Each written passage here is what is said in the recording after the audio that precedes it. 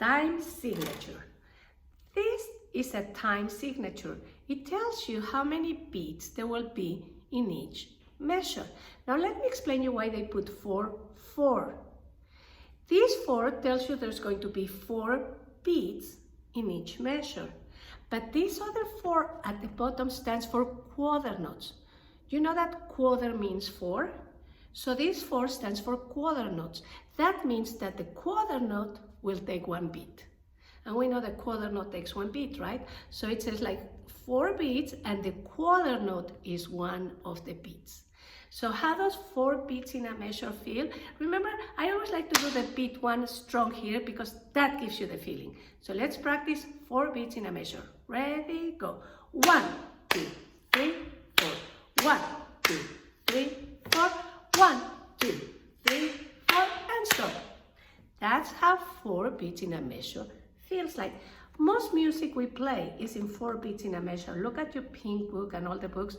Most of the times you have 4 beats in a measure. But sometimes you have this, right? What does this mean? 3 beats in each measure.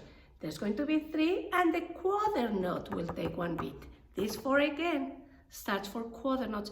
Many children ask me, why do you have a 4 there? It means that the quarter note takes 1 beat and there's going to be 3 of them. So let's practice 3 beats in a measure.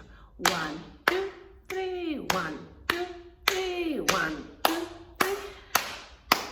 It feels very different, right? Stop. And what does this tell you? 2 beats in a measure. 2 beats and the quarter note will take 1 beat. Let's practice 2 beats in a measure. 1, and stop. So there was a rule forever and ever and ever. If you're a composer, if you want to make up a song, you think, do I want to make it in 4, in 2, or in 3 beats in a measure? There's other measures, but those are very complicated, so we are not going to do it now.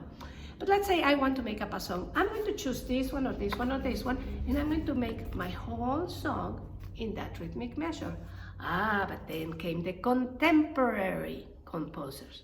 Contemporary is our times, now. That's contemporary. What do people do now?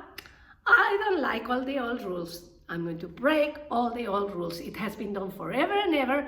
I'll make something new. So there was this contemporary composer, Bela Barto'k. I have another picture of Bela Barto'k. This is Bela Barto'k when he was a little older. Bela Barto'k. He was a composer who was born in Hungary. He was not hungry.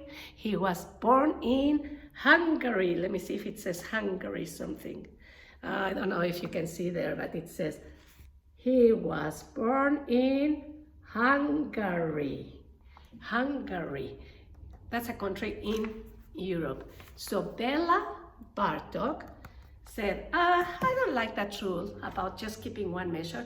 I'm going to mix and match and match and mix all those measures. And he made this dance, it's called Rumanian dance, and he made this pattern.